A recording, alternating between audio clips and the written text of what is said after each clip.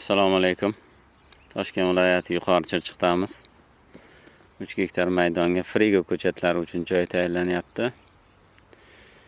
Maydon yer yaxshi tayyorlanmaganligi uchun majbur bo'ldik. Bir qator plyonka tortganimizdan keyin qayta freza qilishga majbur bo'ldik. Frezalanmagan ekan. Hurmatli qulupnaychilar, yer tayyorlayotganda qulupnay uchun albatta yerni frezalash kerak.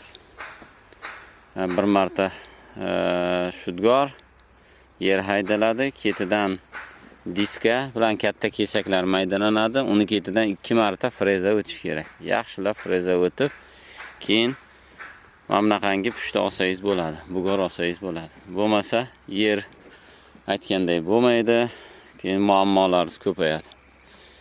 Sog' salomat bo'ling. Ishlaringizga omad.